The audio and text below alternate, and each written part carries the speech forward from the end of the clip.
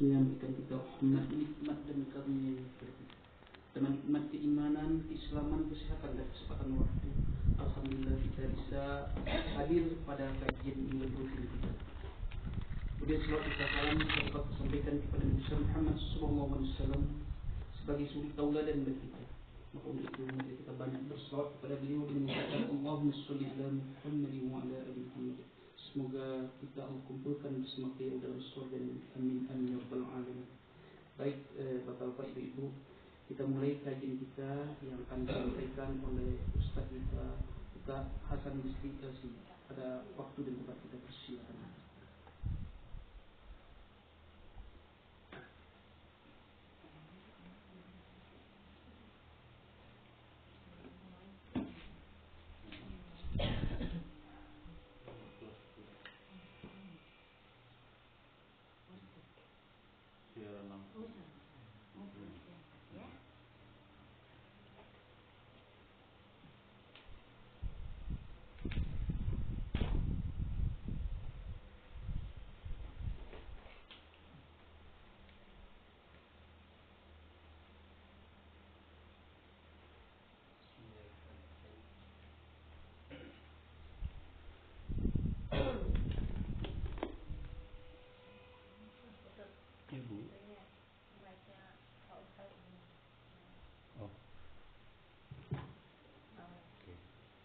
Bismillahirrahmanirrahim. Assalamualaikum warahmatullahi wabarakatuh. Alhamdulillahirabbil alamin wal aqibatu lil muttaqin wala udwana illa 'alal zalimin. Allahumma shalli wa sallim wa barik ala nabiyyina wa habibina Muhammadin wa ala alihi wa sahbihi ajma'in wa man tabi'ahu bi ihsan ila yaumiddin, amma ba'd. Ya ayyuhalladzina amanu taqullaha haqqa tuqatih wa la tamutunna illa wa antum muslimun. Sekalian, alhamdulillah kita bersyukur kepada Allah pada pagi hari ini kita bisa bertemu kembali di kajian pertama kita ini. Semoga ilmu yang kita pelajari menjadi ilmu yang bermanfaat dan semoga segala daya upaya kita untuk kita lakukan supaya bisa hadir dalam majelis ini dicatat sebagai amal ibadah kita di sisi Allah Subhanahu wa taala. Amin ya rabbal alamin. Kedua kalinya salat dan salam marilah kita haturkan pada Nabi kita Muhammad sallallahu alaihi wasallam. Buat kalian, sebelumnya saya mohon maaf karena Jumat besok rencana akad nikah anak, jadi rumah kemarin diberes-beresin, termasuk kitab itu dikardus-kardusin. Saya kemarin lupa untuk menyisihkan kitab Mukhtasar Minhajul Qasidin, jadi masih dalam dus, nggak tahu di dus mana, itu anak saya yang harus. Untuk saat ini kita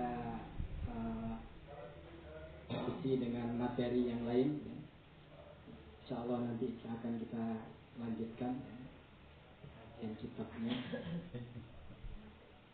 Jadi hadir kalian, pada saat ini kita akan membahas tentang kaidah syariat dalam berobat. Ini penting bagi kita karena setiap kita pasti pernah mengalami yang namanya sakit, baik itu ringan maupun berat, baik itu skalanya jarang atau sering, karena memang itu bagian dari kehidupan kita. Dan hadirin sekalian, banyak orang yang ketika diuji oleh Allah dengan kesenangan, mereka bangga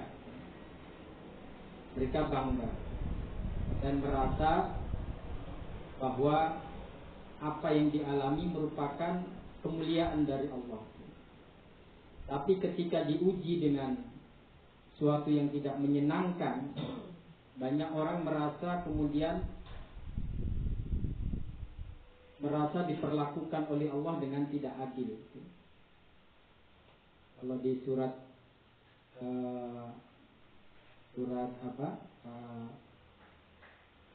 dalam Al-Quran itu fa'ammal insanu idza mabtalahu rabbuhu fa'akramahu wa na'amahu fayaqulu rabbi akraman. Itu surat apa ya? Al-Fajr. Wa amma idza mabtalahu faqadara alaihi rizqahu fayaqulu rabbi ahana. Kan di situ. Jadi ketika diberikan nikmat dunia, entah itu berupa rezeki yang melimpah atau kesehatan yang dia rasakan, mereka bangga dan menyatakan bahwa Rabbi akraman, Allah telah memuliakanku. Tapi sebaliknya, bahwa wa amma idza mabtalahu faqudira alaihi rizqahu fayaqulu rabbi ahanan. Ketika rezekinya itu dipersempit atau seret kalau istilah kita, dia akan mengatakan Rabbi ahanan, Allah telah menghinakanku.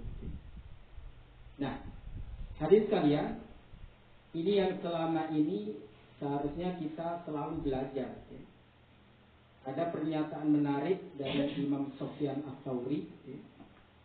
Beliau mengatakan bahwa seseorang tidak bisa dikatakan sebagai ahli fikih atau ahli hikmah kalau dia belum menganggap bahwa musibah itu merupakan nikmat dan nikmat itu merupakan musibah.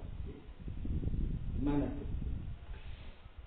Jadi orang yang ahli hikmah ketika dikasih kesenangan oleh Allah justru takut mereka. Takut. Kenapa? Jangan-jangan di balik ini ada sesuatu yang tidak enak, kan gitu ya. Dan faktanya memang begitu. Banyak orang yang justru dengan kesenangan itu malah lupa daratan, malah jauh dari Allah. Jadi bukan nikmat bukan kesenangan membawa nikmat, tapi justru sebaliknya. Dulu saat hidupnya merih, sholat duha nggak pernah putus, kan gitu ya. Tahajud, rajin. Begitu dibuka pintu rezeki, merasa nggak sempat lagi. Duha sudah ditinggalin, bahkan sholat 5 waktu aja kadang kendor. Kan fenomena seperti itu banyak terjadi. Dan sebaliknya. Orang yang ketika diuji oleh Allah dengan suatu yang tidak enak, justru banyak kemudian mengalami titik kesadaran, mencapai titik kesadaran. Dia akhirnya merasakan dirinya sebagai hamba Allah yang lemah, yang nggak berdaya sehingga membutuhkan pertolongan Allah. Banyak orang seperti itu. Artinya di sini buat kalian yang namanya ujian, entah itu baik atau buruk, itu harus kita hadapi dengan benar. Bukan berarti orang yang sukses itu nggak ada ujiannya, banyak juga ujiannya. Cuma mereka berhasil menghadapi ujian tersebut. Sedangkan orang yang gagal, mereka tidak tepat dalam menyikapi ujian tersebut sehingga mereka tidak mendapatkan hikmah di balik ujian yang ada. Nah, sebagai mukaddimah kita, pengantar kita dalam tema ini, buat kalian, dalam hadis riwayat Muslim, Rasulullah SAW, bagaimana disampaikan oleh sahabat Abdullah bin Amr bin As, Rasulullah bersabda, kataballahu maqadiral khalaiqi qabla an yakhluqas samawati wal ard bi 50 alf sanah. Jadi apa kalian?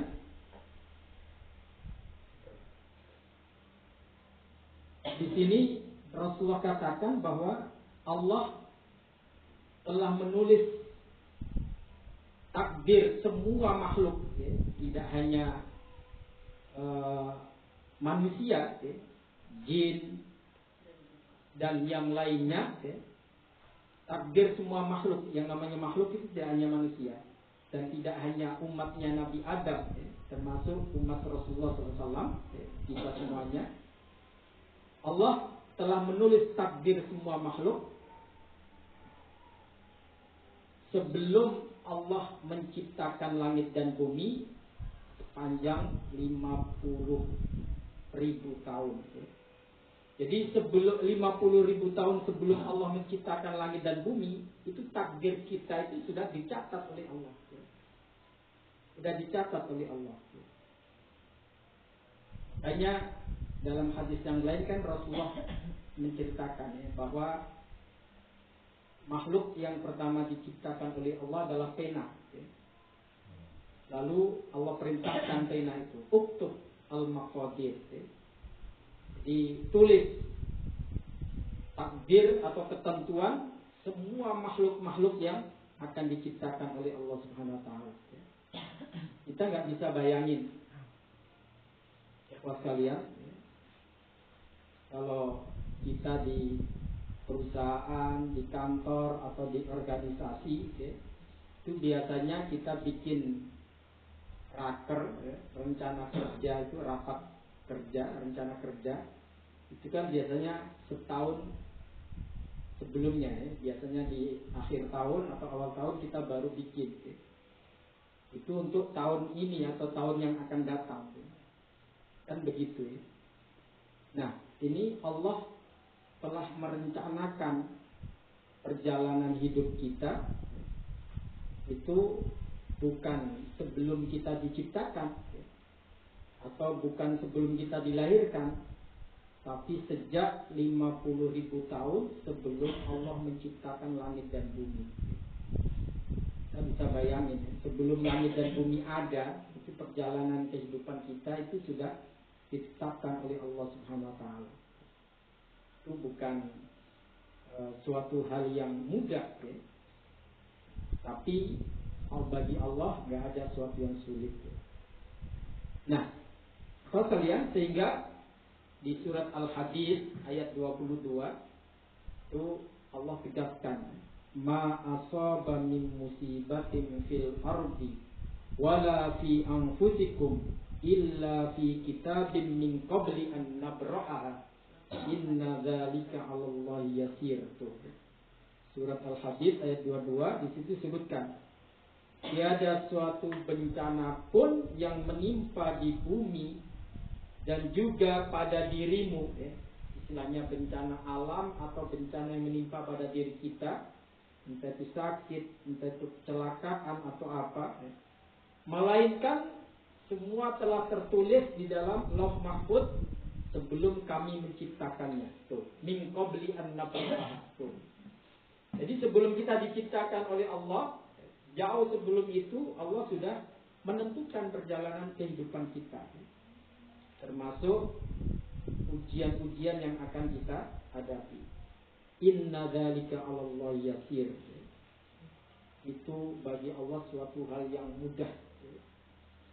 Kalau kita kan ribet, nggak nyampe ilmu kita seperti apa, tapi bagi Allah itu suatu yang mudah. Nah, makanya di sini soal kalian, termasuk ujian sakit yang kita hadapi di dunia ini merupakan suatu hal yang harus kita sikapi dengan benar. Jangan sampai kita sakit justru makin membuat kita jauh dari Allah, bahkan terpental. Ada yang seperti itu. Jadi sakit bukan makin dekat kepada Allah, tapi makin jauh dari Allah. Berarti dia nggak lulus ujiannya. Padahal Allah menguji itu supaya kita kembali kepada Allah. Dan ayatnya seperti itu. Wa balawnahum bil hasanati was sayyiati la'allahum yatadarra'un. Kami uji kalian dengan keburukan dan kebaikan agar kalian mau tunduk kepadaku, mau kembali kepada Allah Subhanahu wa taala. Nah, kalau kalian di dunia ini, kalau kita sebagai terapis atau sebagai pengobat, atau kita sebagai pasien atau sebagai orang yang sakit harus memahami kaedah-kaedah dalam berobat ini. Karena ini suatu hal yang menjadi masalah dalam kehidupan kita, bahkan tidak jarang ya, apa yang kita rasakan itu justru membuat kita makin gak tenang ya. Bahkan kita terkadang mengalami yang namanya depresi atau tekanan jiwa ya. Karena merasa kita gak mampu lagi untuk menghadapi cobaan-cobaan yang ada ya. Dan ini berbahaya ya. Nah, ikhwat kalian, di dalam hadis yang diriwayatkan oleh Imam Ahmad, Rasulullah SAW menegaskan, la yazalul bala'u bil mu'mini awil mu'minati fi jasadihi wa fi mali wa fi waladihi. Allah akan terus menguji seorang mukmin atau mukminah, muslim atau muslimah. Ujian itu pada jasadnya, berarti berupa sakit atau tadi ya, mengalami kecelakaan atau mengalami kekurangan dalam kesehatannya ya, tidak fit ya. Begitu pula wafi malihi, dan pada hartanya ya. Jadi tidak hanya jasad yang diuji, tapi juga hartanya juga, wafi waladi, dan juga anaknya ya. Kadang orang itu, hadis kalian, ujiannya itu bukan pada dirinya ya. Dirinya sehat-sehat aja, tapi kadang hartanya nggak sehat ya. Jadi kantongnya yang sakit ya.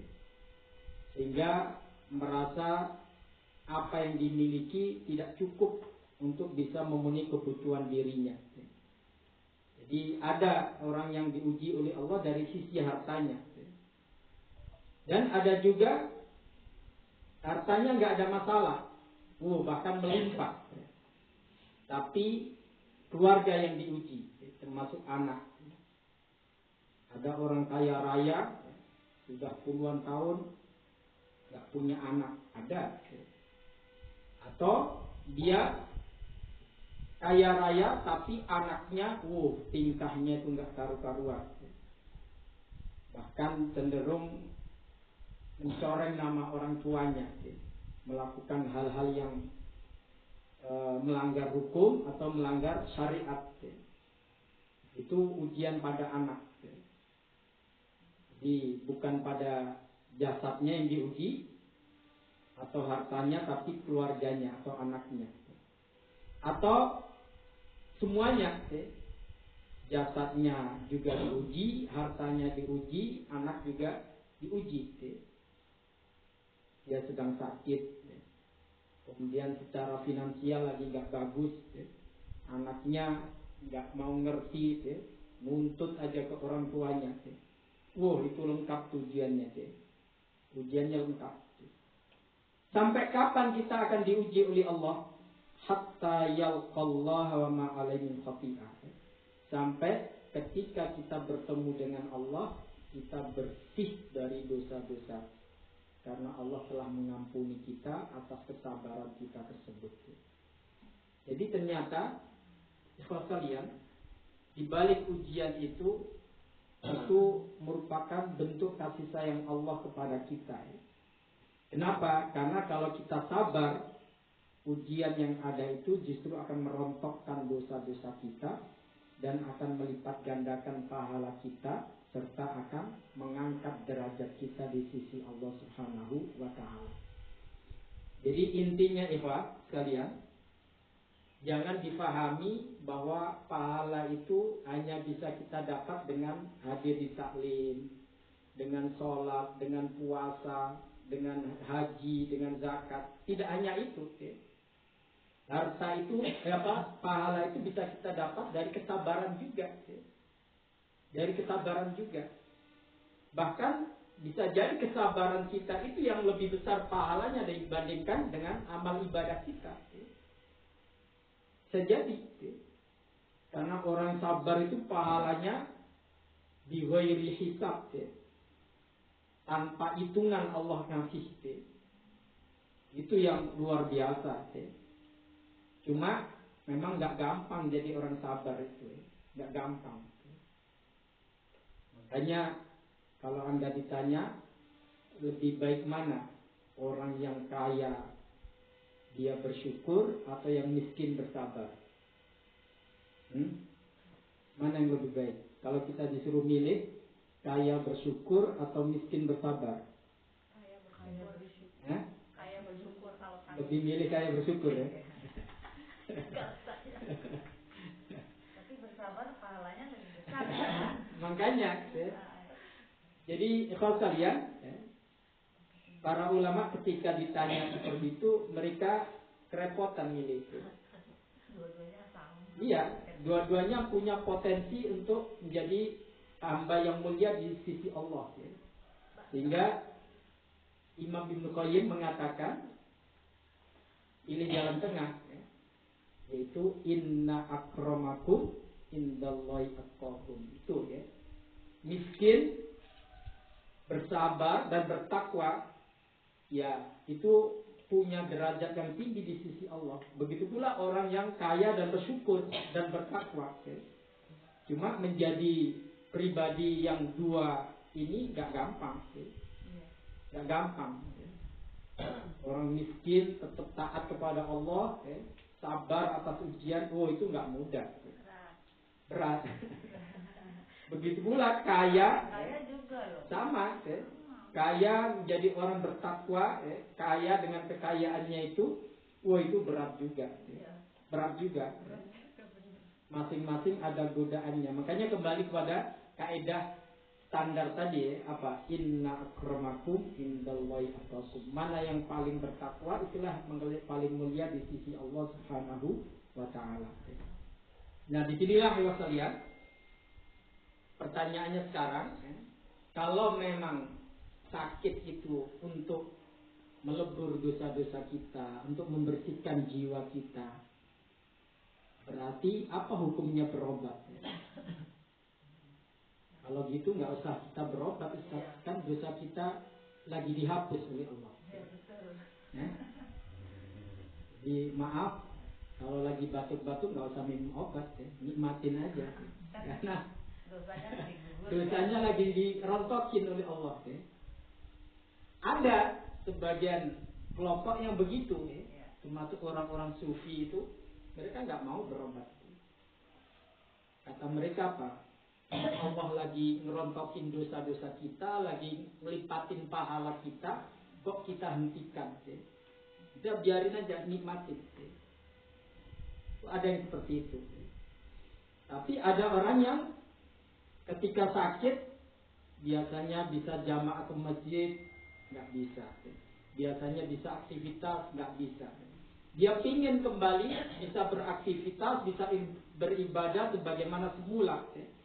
Sehingga dia cari pengobatan yang bisa menyembuhkan penyakitnya supaya dia bisa aktivitas lagi.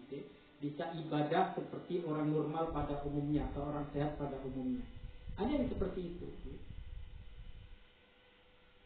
Nah, kita milih yang mana? Hadirin kalian, kita milih yang mana? Yang berobat atau yang nikmatin aja? Nikmatin aja.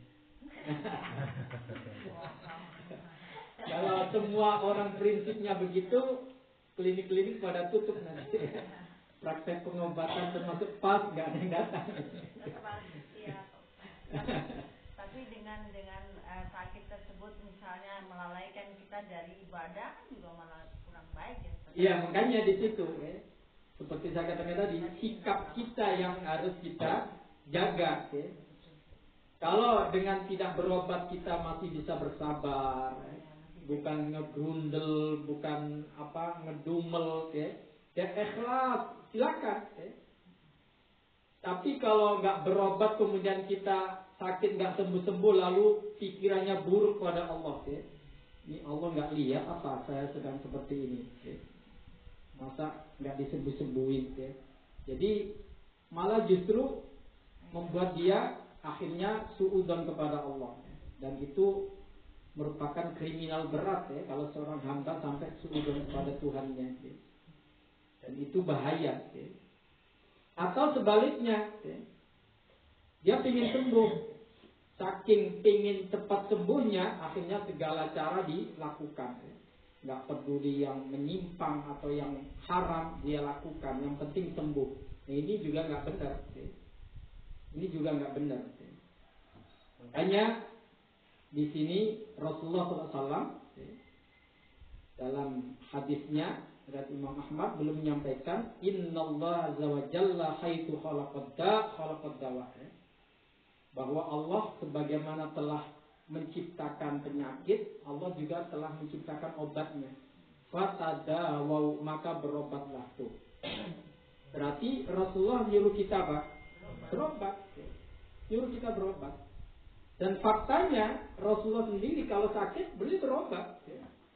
Beliau berobat. Beliau nggak diem aja.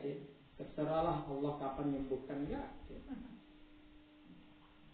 Anda sudah pernah mendengar Rasulullah berbekam. Pernah nggak dengar itu? Iya. Rasulullah juga meruqyah dirinya. Rasulullah diruqyah malaikat Jibril. Artinya Rasulullah sendiri kalau sakit berobat. Sehingga nggak pas kalau kemudian kita mengambil sikap tadi kalau sakit ya nggak usah berobat, itu kehendak Allah kok. Nah ini nggak pas dengan apa yang dicontohkan oleh Rasulullah SAW. Silakan berobat, tapi kita harus tahu kaedah-kaedahnya, rambu-rambunya supaya kita tidak melakukan penyimpangan dalam berobat itu. Nah, kalau kalian, apapun jenis pengobatan yang akan kita pilih, yang akan kita lakukan, kita harus melihat rambu-rambu syariat berikut supaya nggak salah jalan. Yang pertama yang harus kita perhatikan adalah luruskan niat. Apa? Niat. Ya kayak berobat, kayak terapi mandiri kemarin. Niat itu di mana-mana suatu yang sangat vital, suatu yang sangat pokok. Ketika Anda sakit, entah itu sakit demam atau sakit batuk atau sakit apa aja, ketika mau berobat, apa tujuan berobat itu? Itu harus kita luruskan. Kenapa? Karena niat itu yang akan menentukan apakah upaya kita dalam berobat itu nanti akan diberi pahala oleh Allah atau tidak. Kalau niat kita baik, ya Allah akan memberikan pahala atas upaya kita dalam mencari kesembuhan atau berobat tadi. Tapi kalau niat kita salah, hati-hati. Hati-hati.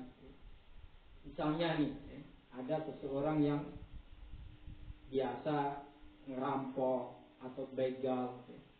Suatu saat dia sakit, misalnya sakit gigi atau sakit apa, dia nggak berdaya. Lalu dia ingin cepat sembuh, supaya apa? Bisa operasi lagi, supaya dia bisa ngerampok lagi. Kan niatnya udah salah tuh. Nah, orang yang seperti ini kalau berobat nggak akan mendapatkan pahala dari Allah. Nggak akan mendapatkan pahala karena niatnya salah. Niatnya supaya bisa maksiat kepada Allah lagi. Ada orang yang biasa naudzubillah min dzalik main judi misalnya. Suatu saat diuji oleh Allah, kena ambeien dia. Wah, duduk aja 5 menit aja udah nggak betah. Padahal biasanya di tempat perjudian berjam-jam di situ. Nah, dia cari rumah sakit, pokoknya bagaimana cepat sembuh supaya dia bisa aktivitas lagi, bisa judi lagi. Nah, itu kan niatnya udah nggak benar. Nah, niat seperti ini nggak akan membawa pahala dari Allah. Makanya, ikhwat kalian, innamal a'malu binniyat itu punya peran yang sangat penting, termasuk usaha kita dalam berobat. Begitu pula saat kita membantu pasien atau mengobati pasien, niat juga harus kita tata. Jangan sampai kita salah niat juga, karena itu bagian dari ibadah kita. Ini ada hadis dari Rasulullah dari Imam Ibnu Hibban. Ya. Ini mengingatkan kita ya, apa tujuan kita berobat itu ya, supaya kita nggak salah. Apa kata Rasulullah? Idza ja'a ar-rajulu ya'udu maridan. Jika seseorang menjenguk saudaranya sakit, hendaklah dia berdoa. Mendoakan orang yang sakit tadi. Apa doanya? Allahumma shfi abdaka. Ya Allah, sembuhkanlah hambamu ini. Yang ka'ulaka aduan, agar dia bisa berjihad melawan musuhmu. Au yamshi laka ila shalah, atau berjalan menuju ke tempat sholat. Tuh. Lihat, doanya cakep banget ya. Dan sekaligus memberikan panduan kepada kita. Niat kita saat berobat itu ya untuk ibadah kepada Allah ya. Jadi bunyi doa tadi apa? Allahumma shfi abdaka, ya Allah sembuhkanlah hambamu ini. Yang ka'ulaka aduan, agar dia bisa berperang melawan musuhmu. Au yamshi laka ila shalah, atau bisa berjalan kembali ke masjid untuk melaksanakan jamaah, untuk melaksanakan sholat. Ini Rasulullah beritahukan dalam rangkaian doa ini bahwa kita ingin sembuh dari penyakit kita supaya kita bisa aktivitas kebaikan lagi. Kita bisa datang ke tempat ngaji lagi, kita bisa mencari nafkah lagi, atau bekerja untuk kehidupan anak-anak dan keluarga. Jadi itu tujuan yang sangat mulia. Kalau kita sakit, lalu niat kita berobat supaya cepat sembuh dan bisa melakukan amal-amal baik tadi, maka ikhwat kalian, setiap dana yang kita keluarkan itu akan dicatat oleh Allah sebagai sedekah kita. Setiap upaya usaha kita yang kita lakukan itu akan dicatat oleh Allah sebagai pahala kita. Meskipun kita belum sembuh, belum mendapatkan kesembuhan, nggak sia-sia. Kan nggak semua orang berobat langsung sembuh, betul nggak? Nggak semuanya. Ada yang sampai berkali-kali berobat baru sembuh. Ada yang sudah bulanan, tahunan terapi rutin, tapi belum total juga sembuhnya. Nah, itu kan memerlukan biaya, memerlukan tenaga, waktu. Nah, supaya itu nggak sia-sia, maka di antara yang harus kita koreksi adalah niat kita. Niat kita untuk berobat itu apa? Kalau niatnya seperti yang disebutkan dalam doa tadi, supaya kita bisa kembali bisa berjuang, supaya bisa kembali untuk beribadah kepada Allah, maka Allah akan ganti semua apa yang kita curahkan dalam berobat itu dengan ganti yang lebih baik. Okay? Kemudian ikhwan sekalian, kalau tadi riwayat sama Imam Ibnu Hibban. Nah, di dalam riwayat Imam Abu Dawud ada perbedaan sedikit ya. Di sini kata Rasulullah, Pak, idza ja'a ar-rajulu ya'udu maridan. Jika seseorang menjenguk saudaranya yang sakit, falyaqul, maka ucapkanlah, doalah, apa doanya? Allahumma shfi abdaka yang ka'ulaka aduan au yang shilaka ila janazah. Kata Rasulullah, doakan, ya Allah sembuhkanlah hambamu ini agar dia bisa melawan musuhmu dan berjalan untuk mengantarkan jenazah saudaranya. Artinya kita kalau sehat mau membantu saudara kita, termasuk merawat atau mengurus jenazahnya atau mengkebumiakannya, itu merupakan ibadah kita kepada Allah. Paham ya? Jadi di sini tetap tujuannya apa? Supaya bisa beribadah secara normal lagi, supaya bisa beribadah lebih giat lagi. Paham ya? Jadi niat kita dalam berobat itu ya. Jangan salah ya. Jangan sampai kita salah dalam berobat lalu kita boro-boro mendapatkan gantinya dari Allah ya. Allah pun akan murka ya, kalau kita nggak benar niat kita ya. Sehingga upaya kita untuk berobat tadi tidak dicatat sebagai amal ibadah kita di sisi Allah. Na'udzubillah min dzalik. Jadi sekali lagi yang pertama, rambu-rambu syariat atau kaidah syariat yang perlu untuk kita perhatikan saat mau berobat. Yang pertama apa? Niat, luruskan niat. Nah, ikhwan sekalian, yang kedua, pilihlah pengobatan yang punya legalitas. Baik legalitas secara syariat maupun secara ilmiah. Pak, jadi jangan sembarangan. Apapun pengobatan yang akan kita jalani, pastikan kalau pengobatan itu nggak punya legalitas syariat, cari yang ada legalitas ilmiahnya. Termasuk kita pergi ke dokter misalnya.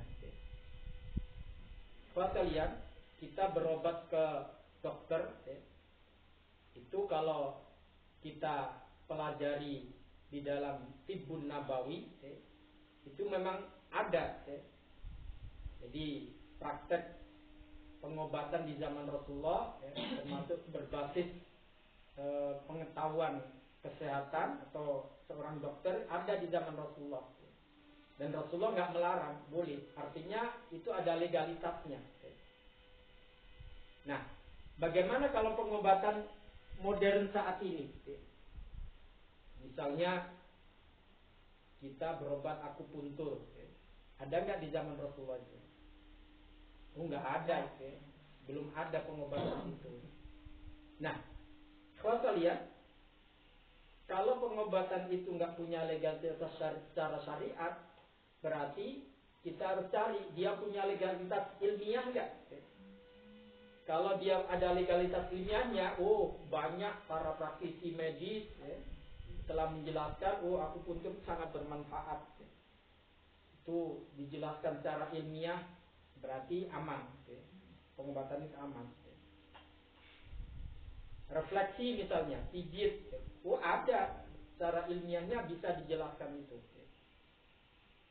Nah, kalau tidak ada legalitas ilmiah tapi punya legalitas syariat, itu juga nggak masalah. Nggak masalah. Dulu, ikhwat kalian, yang namanya bekam itu belum populer saat ini. Tapi karena Rasulullah melakukannya, walaupun secara ilmiah belum ada uji klinis atau uji medis, tapi karena syariat telah menetapkan itu bagian dari syariat dan Rasulullah melakukannya, kita lakukan. Termasuk berobat dengan madu. Di zaman Rasulullah itu sangat populer. Walaupun secara ilmiah saat itu belum ada penelitian. Apa manfaatnya madu, kandungan ilmiahnya apa, itu belum ada. Secara uji klinis, uji medis belum ada. Tapi karena secara syariat ada, di dalam Al-Quran disebutkan, dalam hadis Rasulullah juga direkomendasikan, ya Anda pilih sebagai pengobatan yang kita akan jalani, nggak masalah. Nah, maksudnya kaidah ini untuk menyaring pengobatan-pengobatan modern yang saat ini ada. Mungkin kita masih ingat fenomena Ida Dayak. Itu luar biasa. Dan karena secara ilmiah itu enggak diakui atau dokter-dokter pun enggak rekomendasikan. Nah, sekarang kita lihat secara syariat ada enggak legalitasnya. Ternyata dia tidak menggunakan ayat-ayat Al-Quran atau doa. Bahkan ada yang bilang pakai mantra-mantra tertentu. Nah, kalau seperti itu ya berarti kita nggak usah pilih.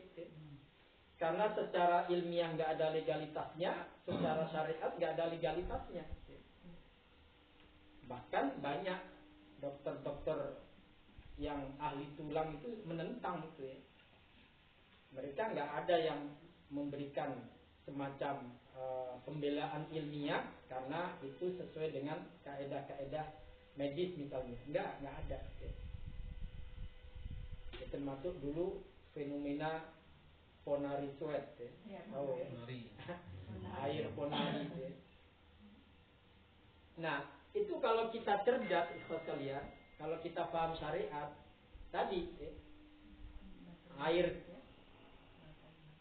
air celupan batu ponari itu apakah secara syariat itu ada, itu kita filter ada enggak dulu Rasulullah SAW menggunakan batu petir atau batu apa untuk pengobatan itu padahal batu yang paling mulia di muka bumi ini ya Hajar Aswad, dan Rasulullah nggak pernah ketika ada sahabatnya yang sakit atau keluarga yang sakit Hajar Aswad dicuci lalu airnya diminumkan, enggak. Artinya itu pengobatan secara syariat nggak ada landasannya. Lalu bagaimana secara ilmiah? Ternyata para dokter pun sangat tidak setuju dengan cara seperti itu. Air dicelupin batu, bahkan kadang-kadang yang tumpah di got pun diambil, berebut mereka kan gitu ya. Nah, pengobatan semacam itu kalau memang nggak ada legalitas syariatnya atau ilmiahnya, maka kita nggak usah kemudian nyoba-nyoba. Jadi jangan ambil resiko. Lalu bagaimana dengan kedokteran saat ini? Ya jelas kalau kita ke rumah sakit pasti ada legalitas ilmiahnya. Kita berobat dengan obat kimia pun secara ilmiah sudah ada. Jadi ada uji klinisnya, ada uji medisnya. Hanya saja nanti di kaidah yang lain yang perlu kita kita filter juga. Jadi kalau secara ini nggak ada masalah. Pengobatan medis punya legalitas ilmiah, pengobatan seperti ruqyah, bekam, madu itu punya legalitas secara syariat.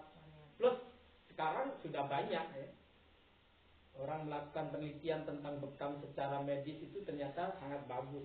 Artinya syariat dapat, ilmiah dapat. Kalau dua-duanya dapat, wah itu sudah kuat banget. Tinggal bagaimana kehendak Allah kapan menyembuhkannya itu kita serahkan sama Allah. Paham ya? Jadi di samping niat, yang kedua yang harus kita perhatikan saat kita mau berobat adalah filter atau pilih pengobatan yang punya legalitas baik secara syariat maupun secara ilmiah.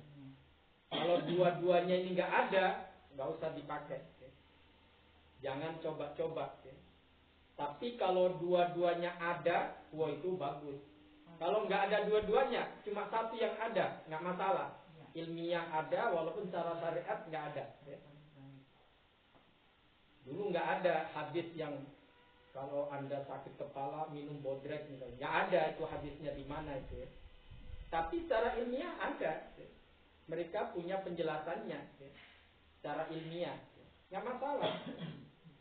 Tapi kalau ada orang yang kemudian ketika ada anak yang sakit lalu diikat benang di tangannya, kan ada ya, entah itu dibikin kalung atau dibikin gelang. Nah, ini harus kita perhatikan secara syariat sah nggak itu, ada legalitasnya nggak? Ternyata nggak ada. Kemudian secara ilmiah nggak ada penjelasan dokter. Anda masih ingat kasus gelang power balance? Ingat ya? Dulu SBY make, Ronaldo make, itu wah luar biasa itu ya.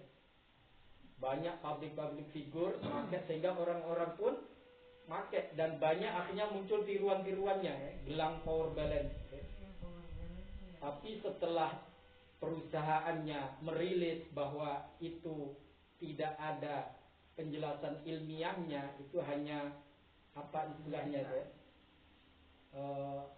efek placebo atau apa istilahnya itu, yaitu akhirnya perusahaan sendiri menarik itu produk-produknya di Australia itu dan mengganti mereka yang sudah beli kalau asli ya, kalau asli buatan mereka. Dan akhirnya terungkap memang secara ilmiah nggak ada. Makanya Syekh bin Baz rahimahullah ketika ditanya bagaimana penggunaan gelang-gelang magnetik untuk kesehatan, kalung, kan banyak sih ya. Apakah itu termasuk punya legalitas? Ya, kembali kepada kaidah tadi. Ya. Kalau secara syariat nggak ada. Nah sekarang secara ilmiah gimana? Ternyata para dokter berbeda pendapat hal itu.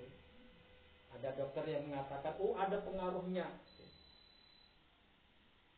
Kalau itu dokter perusahaan ya pantas. Ya. Mengatakan begitu iya. Ya. Tapi yang independen, oh enggak, itu hanya itu tadi efek placebo aja, ya. Semacam kayak sugesti aja. Ya. Akhirnya Syekh bin Baz menyimpulkan apa? Kalau itu masih syubhat, ya, secara ilmiah nggak bisa dipertanggungjawabkan atau masih diperdebatkan, Rasulullah sudah pesan ya, supaya kita meninggalkan yang syubhat, ya. Yang sudah jelas-jelas ada secara syariat aja kita pakai. Ya. Paham? Itu fatwanya seperti itu. Ya.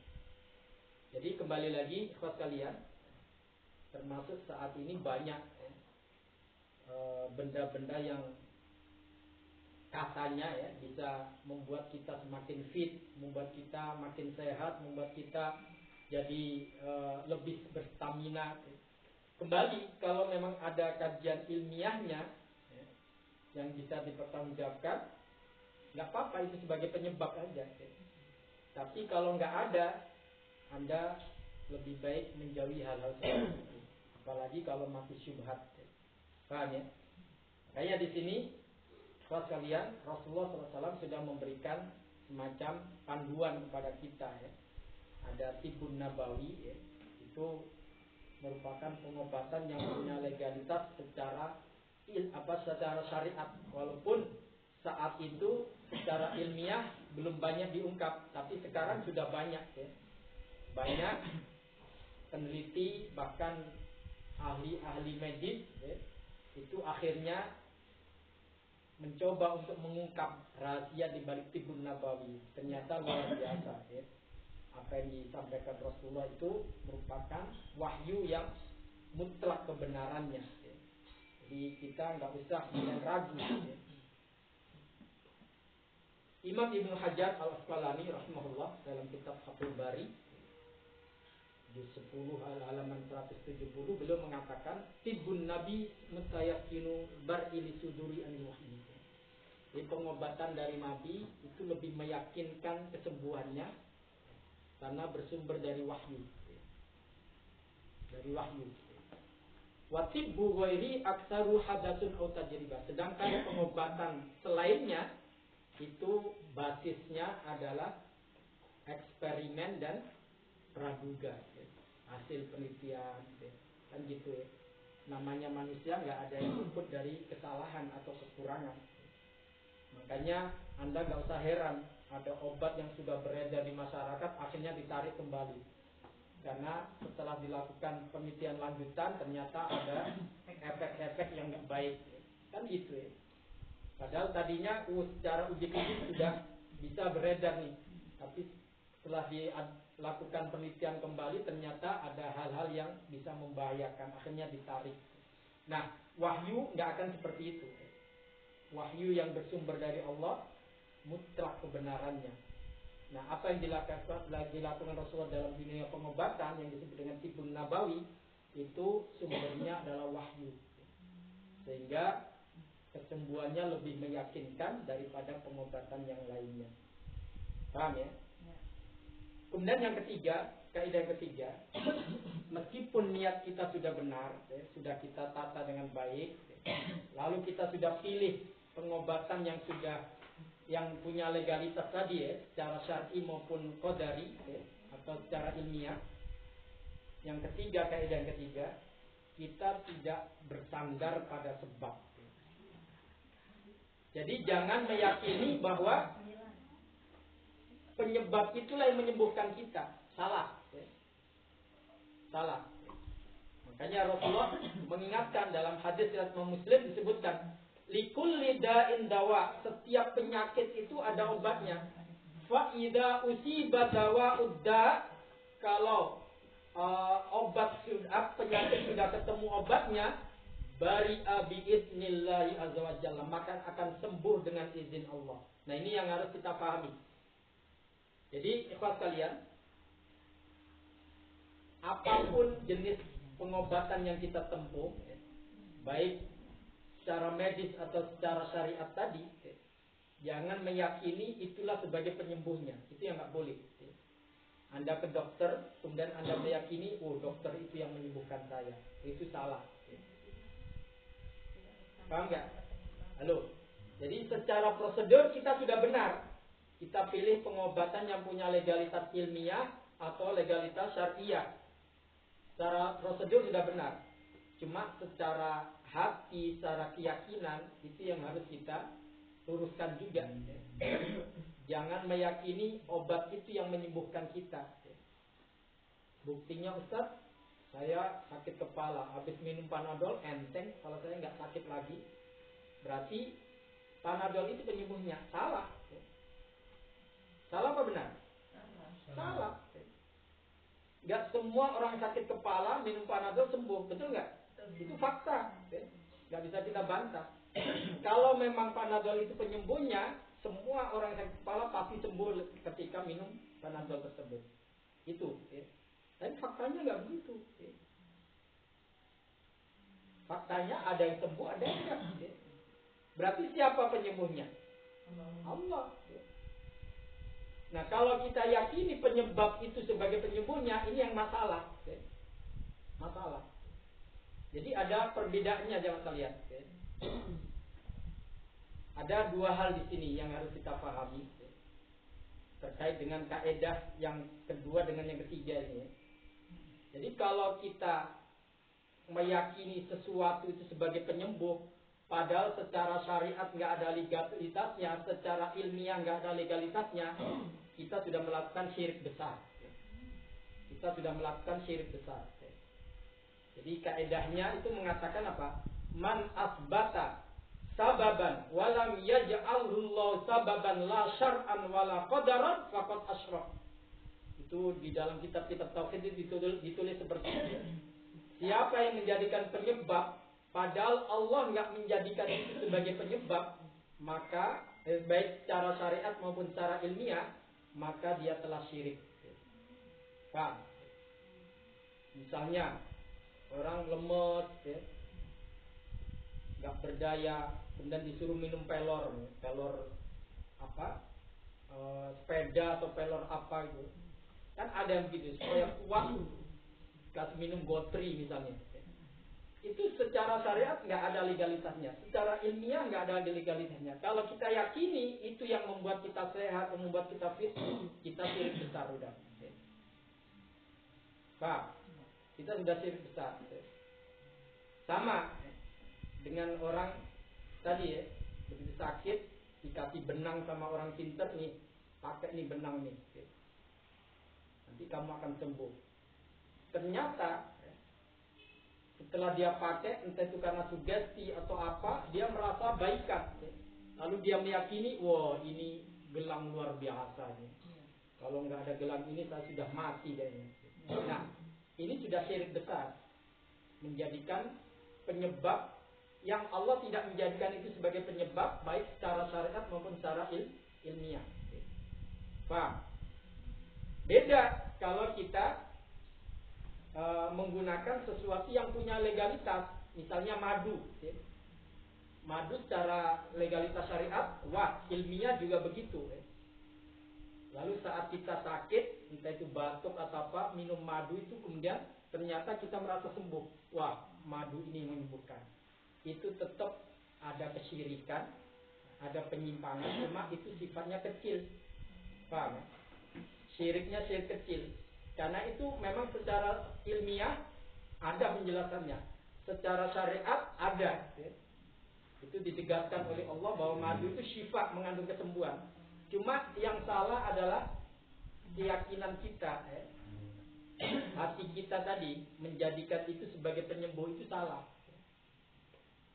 Karena yang menjadi penyembuhnya adalah Allah. Paham nggak bedanya dua hal ini? Halo? Ya. Jadi beda lah ya.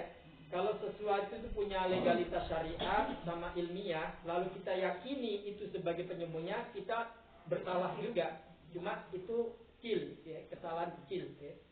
Tapi kalau nggak ada legalitas syariat maupun ilmiah, lalu kita yakini itu sebagai penyembuh kita, itu kesalahan besar. Paham? Kaidahnya begitu. Man asbata sababan, siapa yang menjadikan itu suatu penyebab, walam yaj'alhullahu sababan, dan Allah tidak menjadikan itu sebagai penyebab, baik secara syariat maupun secara ilmiah, faqad asyrak, maka dia telah syirik. Telah syirik.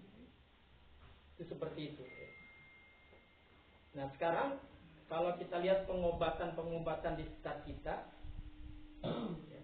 kalau memang dia tidak ada legalitas syariatnya atau enggak ada legalitas ilmiahnya, lalu kita pilih, kemudian kita sembuh, lalu kita yakini itu sebagai penyembuhnya, itu kita sudah salah dua kali. Yang pertama, kita sudah milih pengobatan yang enggak ada legalitas syariah maupun ilmiah. Yang kedua, meyakini itu sebagai penyembuhnya. Itu kesalahan yang double. Paham ya di sini ya? Nah, yang benar gimana? Kalau kita sudah pilih pengobatan yang punya legalitas tadi, syariat maupun ilmiah, lalu kita berobat kok, kemudian kita sembuh, kita yakini itu sebagai sebab penyembuhnya adalah Allah Subhanahu wa Ta'ala. Paham ya? Jadi di sini jangan kemudian yang penting niat, kadang gitu. Salah. Orang datang ke dukun, itu punya legalitas enggak itu? Secara syariat enggak ada, bahkan Rasulullah melarang kita datang ke dukun. Secara ilmiah mungkin ada pengobatan dukun yang diilmiahkan ada. Tapi kalau secara syariat sudah menyimpang, walaupun punya legalitas ilmiah, ya jangan. Karena yang kita dahulukan adalah syariat. Paham ya? Nah, kalau ada orang ke dukun kemudian dia sembuh, lalu mengatakan, Mbah itu cokcer memang hebat ya. Saya sekali sembuh langsung sembuh. Misalnya, ya itu sudah dua kesalahan yang dia lakukan. Pertama, memilih pengobatan yang dilarang oleh syariat. Yang kedua, meyakini penyebab sebagai penyembuh. Itu yang selama ini sering terjadi begitu. Kemudian yang sering terjadi juga, walaupun ini kesalahannya bukan fatal ya, istilahnya bukan kesalahan besar ya. Ya tadi, saat kita biasa dari kecil dikasih Bodrexin, ketika besar kasih Bodrex, setiap kita sakit kepala, kita berpikirannya, ya itulah yang menyembuhkan saya, pokoknya harus minum itu. Nah, itu salah apa enggak? Minumnya enggak salah, cuma keyakinannya yang kadang salah. Kita yakini bahwa itulah penyembuh penyakit kita, yaitu yang harus kita luruskan. Walaupun secara ilmiah ada legalitasnya, ini sudah dilakukan oleh penelitian dokter, bahkan ada uji klinis, uji medisnya Ustaz. Ya, cuma kalau kita yakini itu sebagai penyembuh, itu yang harus kita revisi lagi, karena itu kesalahan dalam keyakinan. Paham? Nah, suatu saat ini ada seorang sahabat yang bernama Abu Huzamah radhiyallahu an. Beliau cerita ya, anna rajulan atan nabiyya sallallahu alaihi wasallam. Suatu hari ada seseorang datang ke Rasulullah sallallahu alaihi wasallam lalu bertanya, "Ya Rasulullah, ara'aita ruqan nastarqiyah?" Rasulullah, bagaimana pendapat Anda ruqyah yang kita gunakan untuk berobat itu ya? Wa dawa'an natadawa bihi, atau obat-obat yang kita minum saat kita sakit. Wa tuqatan nattaqiyah, atau pantangan-pantangan yang kita hindari. Misalnya setelah uji lab atau uji laboratorium ternyata gula kita tinggi nih, kadar gulanya. Lalu kita jauhi yang manis-manis termasuk nasi enggak itu. Itu Rasulullah ditanya, apakah itu bisa menolak takdir Allah? Tuh, hal taruddu min qadarillahi syai'an. Jadi kita dijampi-jampi atau diruqyah, kemudian kita minum obat, atau kita menghindari pantangan-pantangan dalam hidup supaya tetap sehat, apakah itu bisa menolak takdir Allah? Tuh, pertanyaannya begitu. Apa kata Rasulullah? Jawab Rasulullah apa? Iya min qadarillah, itu termasuk bagian dari takdir. Artinya walaupun kita sudah hidup yang sehat ya, pokoknya hal-hal yang membahayakan kesehatan kita hindarilah. Nggak ada jaminan kita nggak akan sakit. Ada orang yang sudah hidupnya itu perfect banget ya. Sampai makan pun kadar kolesterol ditimbang, kadar gulanya ditimbang, pokoknya tapi masih sakit juga. Nah, itulah yang namanya takdir ya. Jadi itu nggak akan bisa menolak takdir, itu jalan sesuai dengan takdir Allah. Paham ya? Termasuk tadi kata Rasulullah, obat yang kita minum, kalau Allah belum mentakdirkan kita sembuh, nggak akan sembuh. Nggak akan sembuh. Tapi seiring dengan usaha kita, lalu Allah berikan takdir terbaiknya, yaitulah nikmat dari Allah. Saat kita berobat ke dokter, kemudian setelah itu kita sembuh, itu kesembuhan datangnya dari Allah. Jangan meyakini dokter itu yang menyembuhkan kita, salah. Salah. Kenapa? Buktinya nggak semua pasien dokter itu sembuh. Paham nggak? Kita ke dokter A nih, prakteknya Ustaz rame banget, kita harus ngantri. Pokoknya dia terkenal dokter paling top, misalnya. Lihat aja, kalau kita mau semacam survei atau lakukan data statistik itu, apakah setiap orang yang datang ke dokter itu pasti sembuh? Nggak juga. Kalau dia penyembuhnya, harusnya semua pasiennya sembuh. Kalau dia penyembuhnya, paham nggak? Tapi faktanya nggak begitu. Berarti bukan dia penyembuhnya. Siapa penyembuhnya? Allah. Nah, inilah yang harus kita pahami, sahabat kalian. Kayak di dalam kitab Mawsu'atud Difa'an Rasulullah SAW ada kitab tentang pembelaan terhadap Rasulullah SAW. Itu disebutkan bahwa anna Ibrahim al-Khalil alaihissalam qala. Jadi suatu saat Nabi Ibrahim bertanya kepada Allah, Ya Rabb, mimmanidda? Wahai Tuhanku, dari mana datangnya penyakit? Apa jawab Allah? Minni, dariku.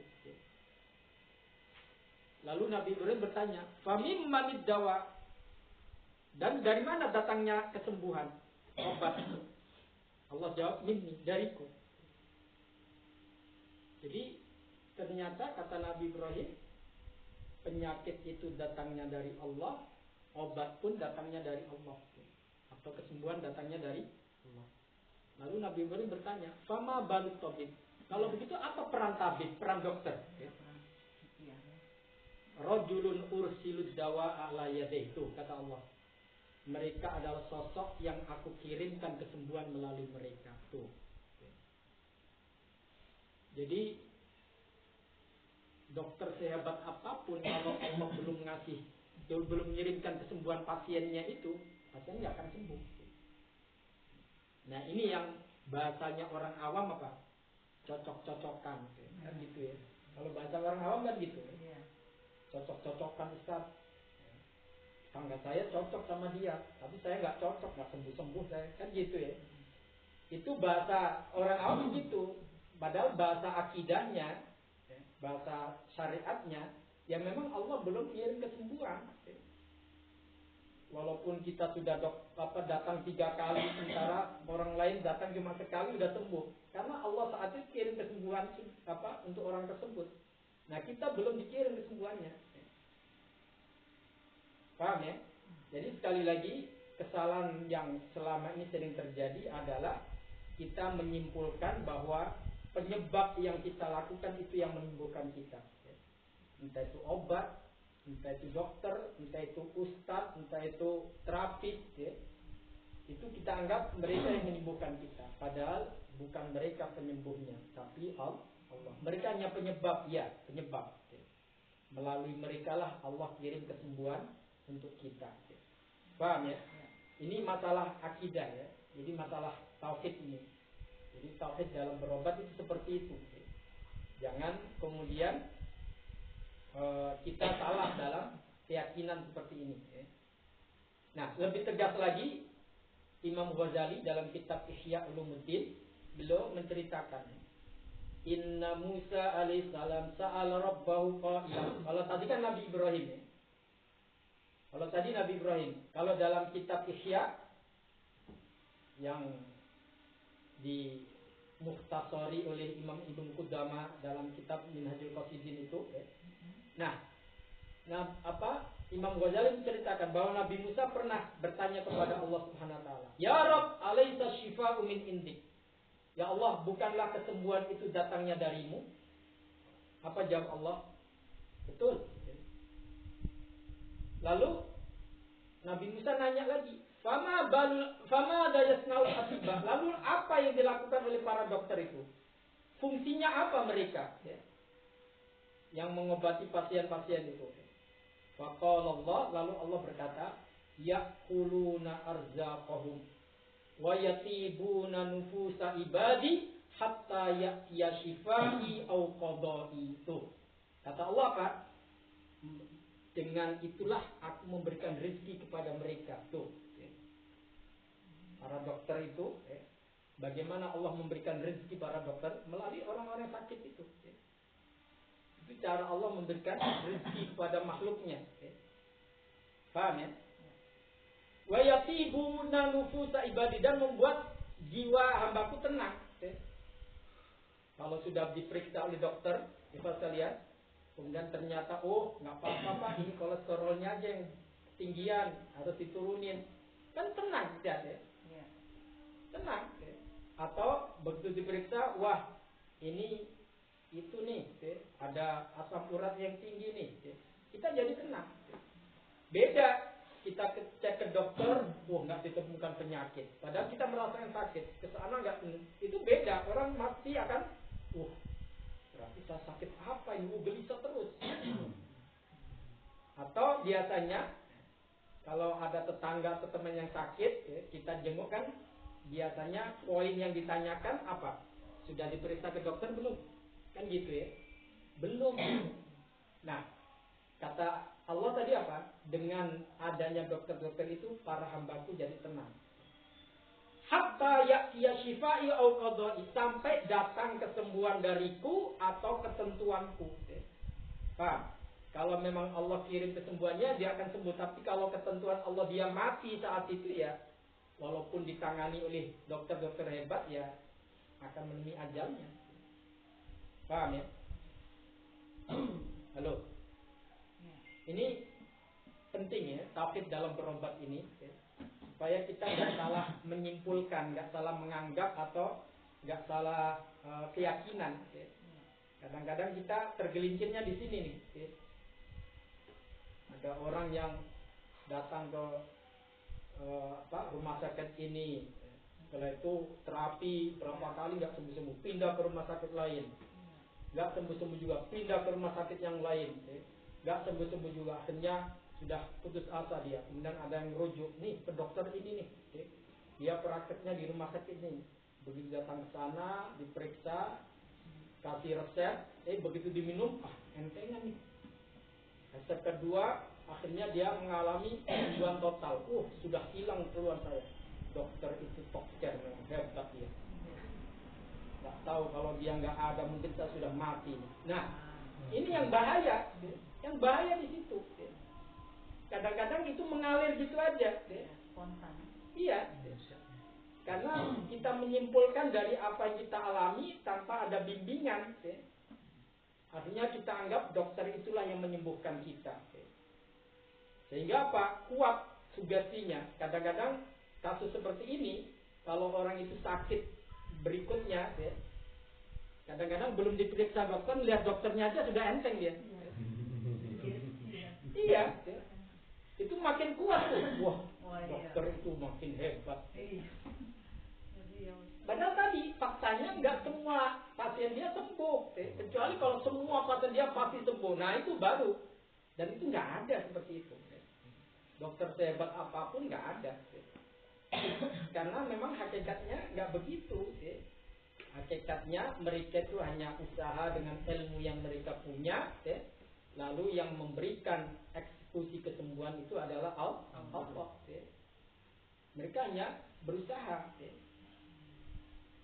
Hanya kalau ada terapis kemudian sampai doktrin kepastiannya, kamu nggak usah berobat ke yang lain, nggak akan sembuh, kesini sembuhnya kamu. Wah, itu kesombongan itu ya.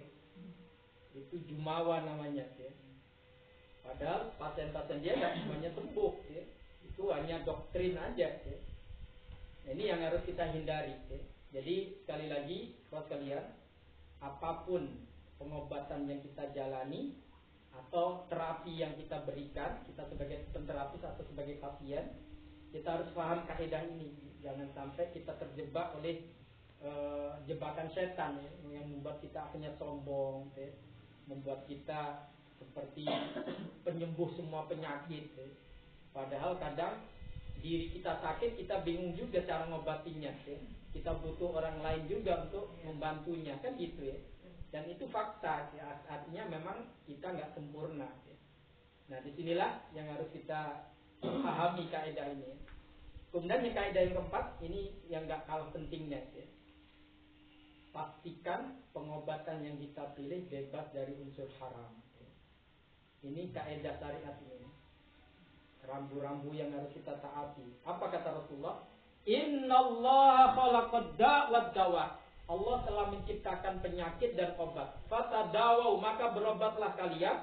Wala tatadawau biharam, tapi jangan berobat dengan yang haram. Nah, ini kaedahnya. Ini kaedahnya ya. Jadi, ikhlas kalian, Rasulullah nyuruh kita berobat, tapi Rasulullah ngasih kaedah, jangan berobat dengan yang haram. Tuh. Nah, saat ini ikhlas kalian, banyak saudara-saudara kita nggak peduli ini, nggak peduli ini. Yang penting sembuh. Mau ke dukun kek, mau ke dokter kek. Nah, ini yang bahaya. Yang bahaya. Kenapa? Karena rambu-rambu syariat nggak diindahkan lagi. Nah, khawatirnya cara yang kita tempuh salah, ya naudzubillah min dzalik, ternyata ajal kita di situ. Waduh, kan ada ya orang yang mati di tangan dukun, tangan paranormal, ada nggak? Saat dia berobat ritual syirik, di situ malah mati dia. Ini kan, waduh, sudah menderita di dunia karena sakitnya, ya naudzubillah min dzalik, nanti di akhirat gimana tuh? Ya? Nah, ini kadang-kadang kesalahan memang bukan pada pasien 100%. Ya. Kadang-kadang keluarga dan juga termasuk pengobatnya atau terapisnya, karena rumunya bombastis ya, sehingga orang-orang awam akhirnya terkesima, terkecoh ya. Kirain bukan dukun Ustaz ya. Kalau melihat tampilannya pakai sorban, pakai jubah ya, kita percaya aja dia itu seorang kiai, ternyata dukun. Nah, kan ada yang gitu ya. Makanya kita jangan terkecoh oleh casing ya, oleh tampilan. Ya, tadi kita harus tahu kontennya apa, konten pengobatannya pakai apa dia. Kalau memang pakai ayat-ayat Allah atau yang disebut dengan ruqyah nggak masalah. Tapi kalau sudah campur-campur dengan yang lain, nah ini yang akan jadi masalah. Paham ya? Jadi sekali lagi unsur kaidah yang keempat ini penting. Ini pesan dari Rasulullah apa?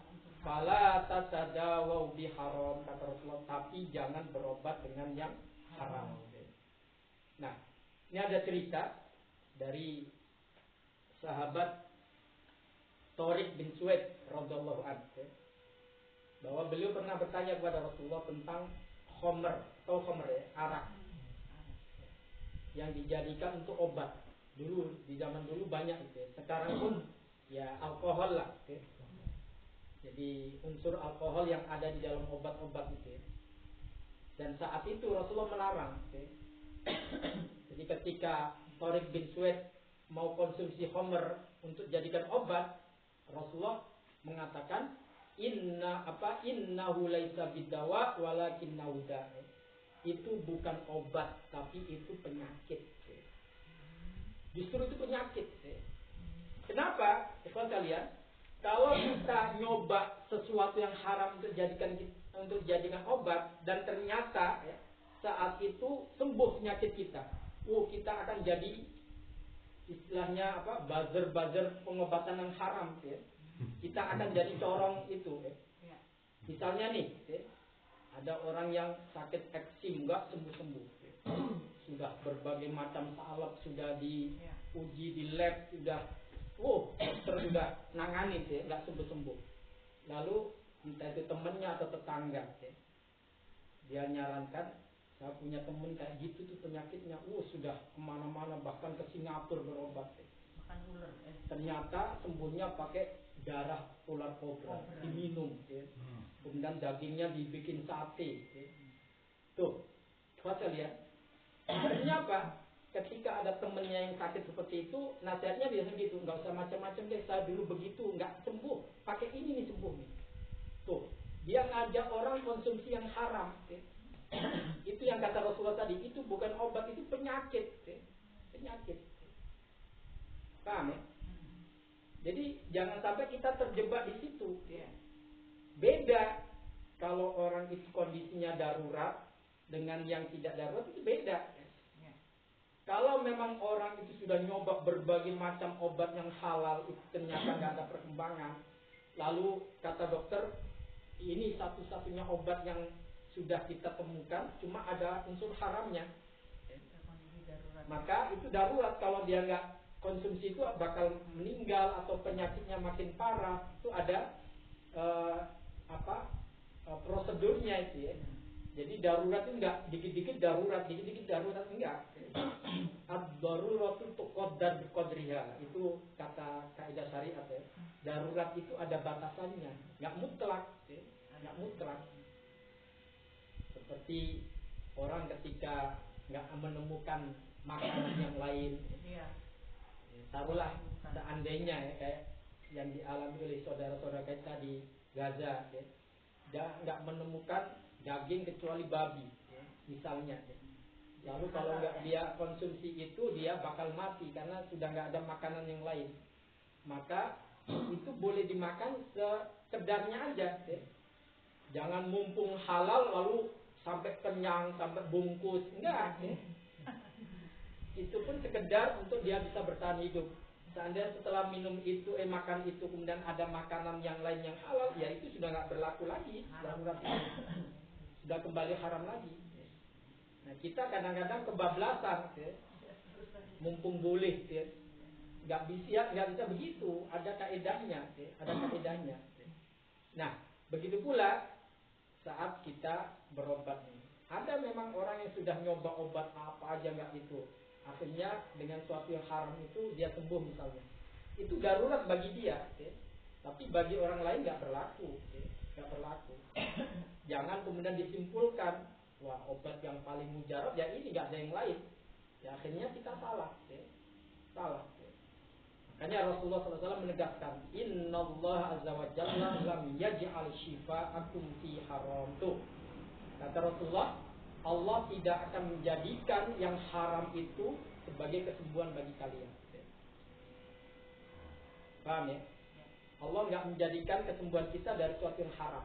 Pasti ada yang halal. Cuma kadang kita belum menemukan, sehingga yang haram itu sebagai darurat. Ya. Nanti seandainya sudah ketemu, ya itu nggak berlaku lagi. Termasuk vaksin. Ya. Vaksin juga begitu. Ya. Kalau memang nggak ada yang lain, kecuali yang ada unsur babinya itu, ya itu darurat. Tapi kalau sudah ada pilihan vaksin lain yang halal, jangan dipersulit yang halal ini karena urusan bisnis, karena itu akan mempengaruhi kita sebagai masyarakat, nggak punya pilihan kita nanti. Ya. Tapi kalau ini ada unsur babinya nih, ini nggak ada, sudah steril, sudah sterilkan dari yang haram. Ya. Nah itu yang kita pilih. Ya. Jangan sampai kemudian kita anggap semuanya darurat. Ya. Nggak bisa. Ya. Paham ya? Jadi Rasulullah menegaskan, Innallaha azza wa jalla la yaj'ala shifa'akum fi haram. Allah tidak akan menjadikan kesembuhan kalian pada suatu yang haram. Nggak mungkin. Allah pasti sudah menciptakan yang halal untuk kesembuhan kita. Cuma karena keterbatasan ilmu kita, keterbatasan SDM kita, akhirnya kita belum menemukan itu yang halal itu. Nah, makanya di sini terus berkembang dunia kedokteran itu ya. Terus dilakukan penelitian. Apalagi sekarang, sekalian, sekarang itu banyak obat-obat herbal yang jelas-jelas halal itu sudah dikemas dengan baik, bahkan sudah ada uji klinis, ya, ada izin BPOM-nya, ada standar halalnya, ya, itu sudah banyak. Ya. Saya ingat dulu waktu tahun 93, 95 itu kalau mau konsumsi habat sauda itu masih biji-bijian itu, ya. Kita makan gitu ya, agak sengir-sengir gitu. Ya. Dulu belum ada yang dikapsulin, apalagi minyak habat sauda itu belum ada. Ya. Sekarang alhamdulillah banyak. Ya. Bahkan sekarang sampai pasta gigi pun ada yang terbuat dari siwak habat sauda kan gitu. Ya. Artinya dengan kecanggihan teknologi sekarang kita punya banyak pilihan. Ya. Makanya saya dulu ketika tahu Tibun Nabawi walaupun nggak banyak ya, itu sama istri sepakat ya, untuk menggunakan obat-obat yang herbal yang memang standar halalnya ada ya. Jadi anak saya nomor 1 itu masih kenal dengan imunisasi ya. Nomor 2 separuh ya. Nah, nomor 3, 4, 5 udah nggak kenal sama sekali ya. Sudah nggak kenal sama sekali ya. Jadi istri saya karena sedikit ngerti herbal ya. Jadi kalau anak sakit yang agak parah itu kita cek ke dokter aja. Nanti dari dokter kan ketahuan, oh ini ada virus nih, gini nih. Obatnya apa dok? Oh, ini untuk antibiotiknya ini. Itu biasanya istri saya resepnya diambil tapi nanti dikonversi ke yang herbal. Apa obat herbal yang fungsinya sama dengan ini? Itu seperti itu. Kenapa? Ikhwan sekalian, ini fakta ya. Di tahun 2013 waktu itu MUI masih dijabat oleh Wapres sekarang Kiai Haji Ma'ruf Amin ya. Tahun 2013 akhir bulan Desember itu sempat viral ya. Ada niatan MUI untuk mensertifikasi obat-obat yang di rumah sakit ya. Halal atau tidak. Waktu itu langsung dapat respon dari Menteri Kesehatan. Waktu itu masih Bu Nasyah Boi ya. Sebelum Fadilah Safari kan Bu Nasyah waktu itu ya. Bu Nasyah Boi itu langsung mengatakan hampir semua obat-obatan dan vaksin mengandung babi. Gak mungkin disertifikasi halal. Makanya sampai sekarang ketika kita di rumah sakit ya, dikasih obat oleh dokter itu nggak ada yang ada sertifikasi halalnya. Pernah nggak kita menemukan itu? Kita kalau dirawat itu nggak ada. Dan dokter pun nggak tahu kalau ditanya, dok ini halal apa haram? Nggak tahu mereka, karena mereka nggak diajari itu. Kalau Anda tanya komposisinya apa ini dok? Oh ini ada unsur paracetamolnya, ini ada unsur ininya. Tahu mereka, ya. Tahu. Tapi kalau Anda tanya halal atau haram nggak tahu. Nah ini yang sampai sekarang masih miris kita. Karena ya tadi faktanya memang begitu bahwa obat-obatan kimia yang di rumah sakit atau yang di apotik itu masih banyak mengandung unsur babi. Itu yang membuat kita prihatin. Makanya waktu itu responnya cukup keras Menteri Kesehatan waktu itu ya, atas inisiatif MUI ya. Dan sampai sekarang belum terrealisasi itu ya. Belum terrealisasi. Makanya memang sangat miris ya dengan mayoritas muslim terbesar dan nggak hanya terbesar ya, bahkan terbanyak di dunia ya. Tapi regulasi obat-obatan halal itu bagus ya. Harusnya kan sudah bisa ditangani itu ya. Tapi faktanya begitu ya. Faktanya seperti itu. Makanya dulu ada di www.halalmui.org ya. Itu seorang guru besar Universitas Yasi yang bernama Profesor Dr. Haji Jurnalis Udin, beliau pernah mengatakan dalam industri farmasi atau proses pembuatan obat-obatan dan vaksin ternyata banyak menggunakan bahan-bahan yang diragukan dari segi kehalalannya. Bahkan ada yang jelas diharamkan, seperti penggunaan gelatin babi atau vero ginjal kera ya, atau enzim babi dan lainnya. Dan mirisnya 99% dokter di Indonesia itu nggak tahu dokter yang obat yang diberikan pasien itu halal atau haram, karena memang nggak diajarkan itu mereka. Paham ya? Jadi itu sekalian, bagaimana kita mengaplikasikan apa yang dipesankan Rasulullah tadi ya? Fala tatadawau biharam, jangan berobat dengan yang haram. Nah, kalau kita kondisinya seperti itu gimana? Kan kita nggak mungkin ya, ketika dirawat di rumah sakit lalu ketika mau diinfus atau mau dikasih obat dokter itu kita bilang halal haram. Enggak. Dok, ini halal haram dok gitu ya. Atau kalaupun dia bilang oh ini haram misalnya ya. Enggak ah. Ya, kadang-kadang kita terpaksa memang karena regulasinya begitu ya. Kita terpaksa seperti itu. Tidak kalau kita punya pilihan kayak tadi ya, saya ceritakan tadi, kita bisa mengganti ya, kalau kita ngerti ya. Oh ini untuk antibakterinya nggak usah pakai itu, pakai yang ini aja ya. Herbal ya. Itu dan alhamdulillah ya,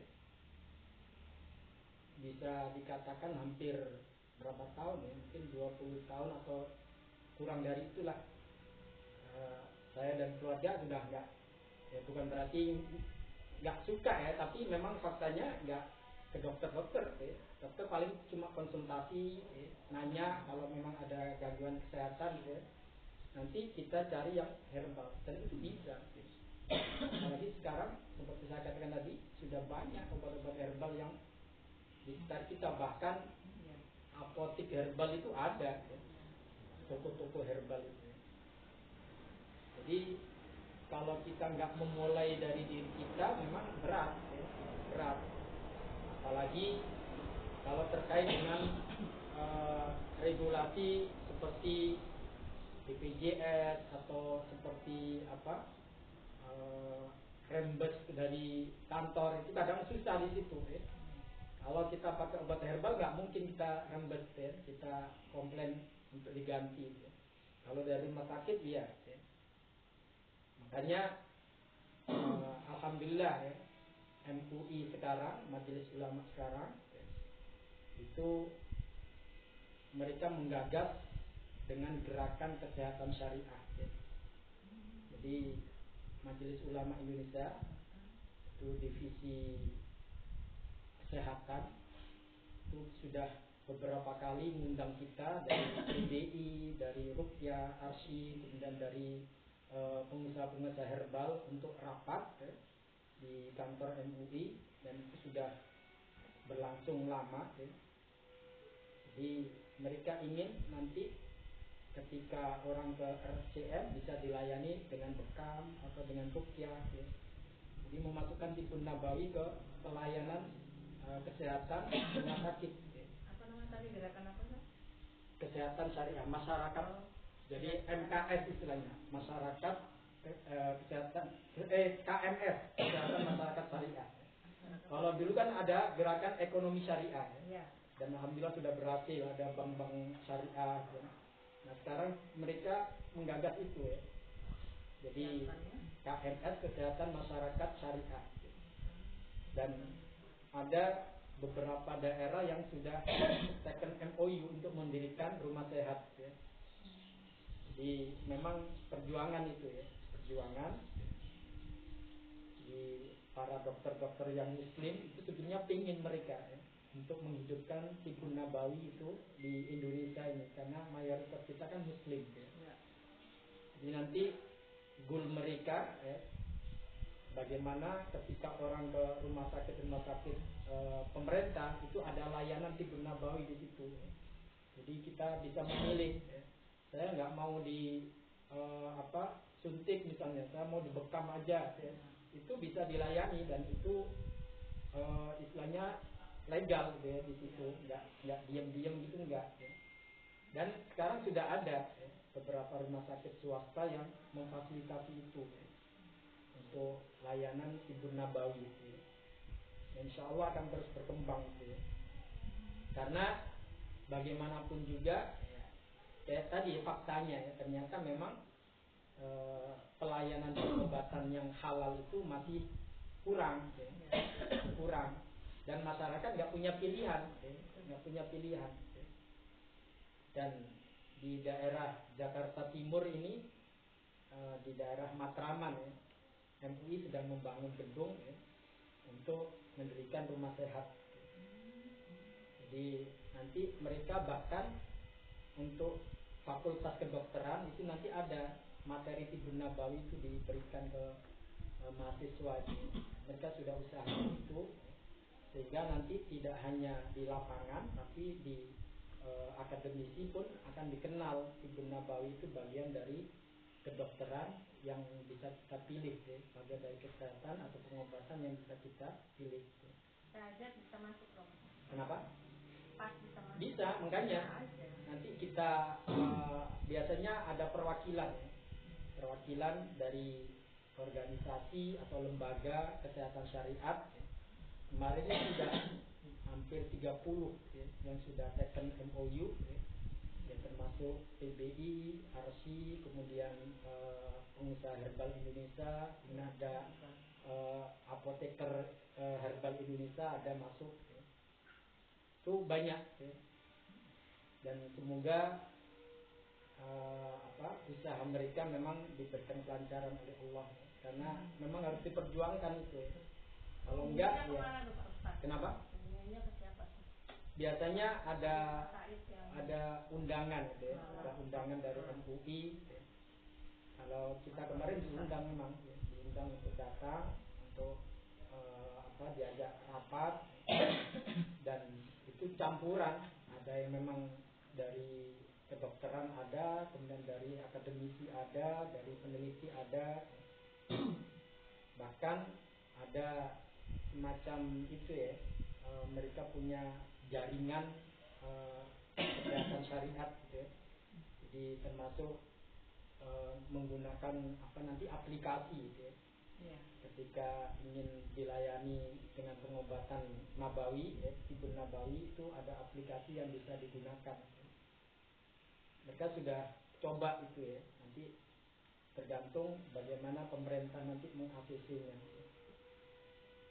Baik, jadi sekali lagi ikhlas sekalian, kaidah yang keempat tadi penting ya, bahwa Rasulullah telah berpesan wala tatadawu biharam, jangan berobat dengan yang haram ya. Karena Allah tidak akan menjadikan kesembuhan umatnya pada suatu yang haram. Kemudian yang kelima, bebas dari unsur syirik. Nah ini penting juga. Apa bedanya haram dan syirik itu? Buat kalian, bedanya apa? Kalau tadi yang keempat kan bebas dari unsur haram, yang kelima bebas dari unsur syirik. Haram ini kalau zatnya apa? Haram zatnya. Kalau syirik ini apa? Zatnya. Zatnya. Iya. Jadi ikhwan kalian, setiap kesyirikan itu pasti haram, tapi yang haram belum tentu syirik. Paham ya? Yang haram belum tentu syirik. Orang makan daging ular misalnya, haram nggak? Haram. Tapi nggak syirik, nggak ada unsur kesyirikan di situ. Ya. Haram aja, ya. Haram aja. Sama dengan orang melakukan ritual seperti istilahnya pakai keris untuk mengobati pasiennya. Itu kerisnya nggak haram, tapi ritualnya itu yang syirik. Paham ya? Ritualnya itu yang syirik. Artinya di sini yang haram itu belum tentu syirik, tapi setiap kesyirikan pasti haram. Kalau sudah dinyatakan syirik ya haram, nggak boleh kita gunakan. Paham ya? Nah, di sini terkait dengan unsur syirik di sini adalah ketika kita dalam pengobatan jangan sampai melibatkan atau istilahnya menyekutukan Allah dalam berobat itu, ya. Termasuk orang datang ke perdukunan, itu dilarang oleh Islam, ya. La ta'tul kuhan, atau orang yang minta bantuan jin dalam pengobatan, itu kan jelas, ya. Ada unsur syirik di situ karena menduakan Allah. Mereka minta supaya jin itu menyembuhkan penyakitnya, padahal yang bisa menyembuhkan penyakit hanyalah Allah, ya. Ya, seperti orang pakai jimat kan gitu, ya.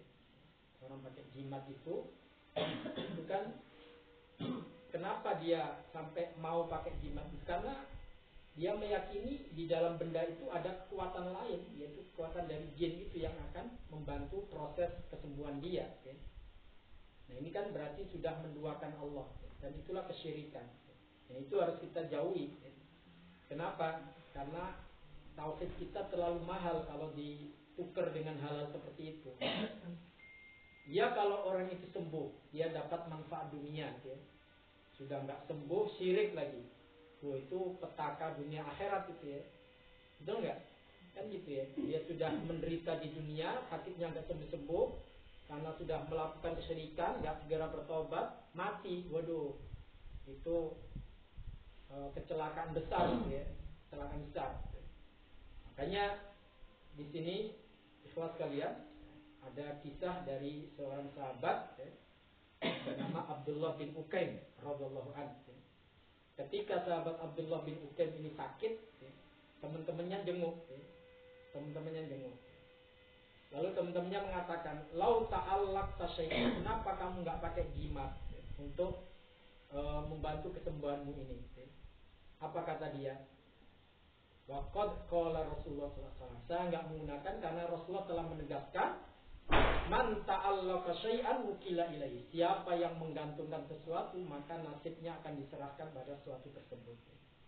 Artinya, kalau kita serahkan atau kita sandarkan diri kita pada benda, Allah akan berlepas diri dari orang tersebut. Jadi jangan sampai kita mati dalam keadaan menyekutukan Allah, menduakan Allah. Ini bahaya yang besar. Makanya syirik ini termasuk dakwahnya para nabi untuk dijauhi, ya. Semua nabi, ya. Dari zaman Nabi Adam sampai Nabi Muhammad itu selalu mengingatkan umatnya jangan sampai melakukan kesyirikan, dan ini pelanggaran berat dalam akidah, sehingga dalam dunia pengobatan pun harus kita jauhi. Jangan tadi, ya, kan yang penting niatnya, Ustaz. Saya ke dukun tapi niat saya hanya Allah yang menyembuhkan. Kadang-kadang kan gitu. Ini hanya syariat, Ustaz. Syariat itu maksudnya usaha, hanya usaha. Kalau memang kita yakin Allah yang menyembuhkan, ya jangan lakukan apa yang dilarang oleh Allah, kan gitu, ya. Harusnya kan gitu. Kalau Allah sudah melarang, Rasulullah melarang, ya jangan dilakukan. Kalau kita yakin Allah yang menyembuhkan, karena tadi Rasulullah sudah tegaskan bahwa kesembuhan umatnya bukan pada sesuatu yang diharamkan. Paham? Dan ini ikhwas kalian, ya, yang membuat kita harus selektif, ya. Dari 5 kaedah tadi, insya Allah kita sambung di lain kesempatan. Ada 10 sebenarnya kaedahnya, ya. Ada 10 kaedah yang harus kita pahami. Ini berlaku untuk pengobatan apapun, ya, baik secara medis atau non medis, ya. Ini rambu-rambu syariat, ya, yang harus kita pahami. Jadi yang pertama tadi apa? Niat. Yang kedua, kita selektif dalam memilih pengobatan, ya, yang punya legalitas syariat atau ilmiah. Kalau ada dua-duanya bagus, kalau nggak ada salah satunya sudah cukup, ya. Kemudian yang ketiga apa? Kita bersandar pada sebab, ya, karena kesembuhan hanya dari Allah. Kemudian yang keempat, kita jauhi unsur yang haram, ya. Jangan sampai menggunakan pengobatan yang berunsur haram, karena Rasulullah telah melarang kita berobat dengan yang haram. Dan yang terakhir, yang kelima, yaitu jauhi dari unsur syirik. Jadi ini untuk menyelamatkan tauhid kita, ya.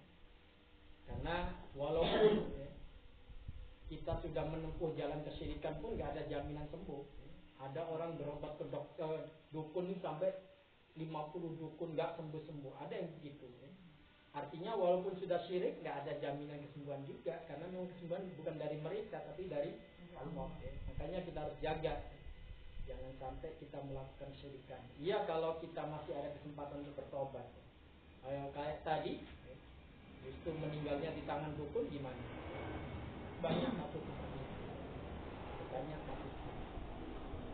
Ingat kasus penggandaan uang itu. Apa itu? Pribadi. Dimas Kanjeng Taat Pribadi itu.